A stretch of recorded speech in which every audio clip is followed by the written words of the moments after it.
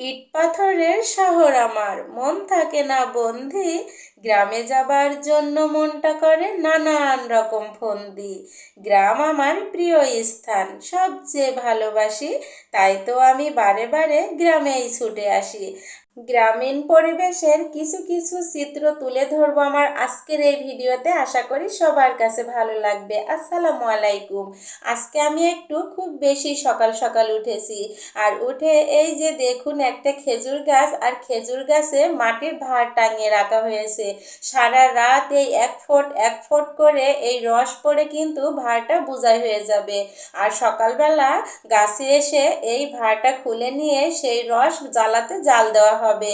রস জাল দিয়ে কিন্তু গুড় তৈরি হবে। এটাই হলো আমার ছোট্ট গ্রামের গ্রামীণ পরিবেশের একটি অংশ।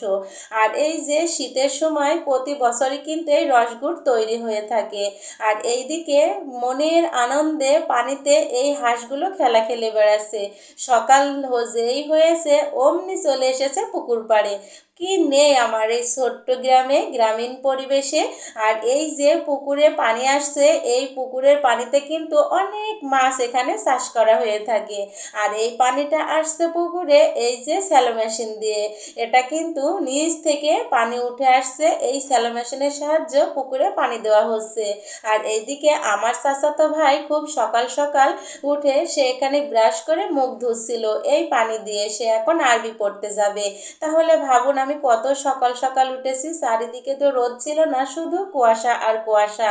আর এইদিকে আমাদের গরুর একটা বাছুর হয়েছে আমার চাচাতো ভাইয়ের। এই ছোট্ট বাছুরটা দেখুন কত সুন্দর করে নাচ করতেছিল। ওকে নাড়তেই সে তো দৌড় দিয়ে পালাচ্ছিল, এত দুষ্টু হয়েছে। গ্রাম মানেই সৌন্দর্য, গ্রাম মানেই শান্তি, গ্রাম মানেই স্বস্তির নিঃশ্বাস ফেলার একটা জায়গা। আর এই যে সকাল সকাল মুরগিকে খেতে দেওয়া হচ্ছে, হাঁস ছেড়ে দেওয়া হচ্ছে। অনেক পাতি হাঁসগুলো কিন্তু পুকুরেও খেলতে গিয়েছে। গোয়াল ভর্তি কিন্তু গরু আর ছাগল। আমার ভাবি সকালে সব কাজকর্ম সেরে যেই না একটু রোদ উঠেছে অমনি এখন ছাগলগুলো ছেড়ে দিচ্ছে। আর এখানে একটা ছাগলের বাচ্চাও হয়েছে। এক ছাগলের 3 বাচ্চা, সেই রকমই অবস্থা। ছাগল ছানা তো খুব নাচানাচি করছিল।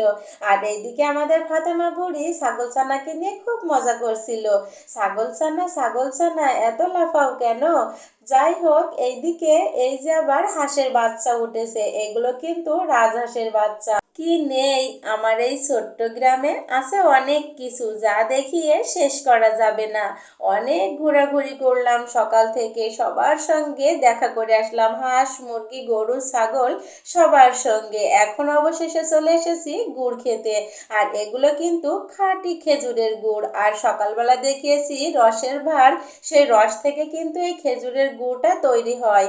তো এই যে গুড় খাওয়ার জন্য চলে এসেছে আমার চাচির বাড়িতে গুড় খাওয়ার জন্য। আর জ্বালাতে বসে গরম গুড় আঙুল দিয়ে চেটে চেটে খাওয়ার মজাই আলাদা। আর চাচিরা এই যে গরম গুড়ের বয়ম পানিতে ডুবিয়ে রেখেছেন কেন, অনেকেই প্রশ্ন করবেন। আসলে গরম গুড় যখন এই বয়মে ভরা হয় তখন কিন্তু এই বয়মগুলো দুমড়ে মুচড়ে যায়। এই কারণে ঠান্ডা পানিতে দিলে বয়মগুলো নষ্ট হয় না। আর এইদিকে এই যে বয়মে গুড় ভরে এখন এই যে ওজন করা হচ্ছিল।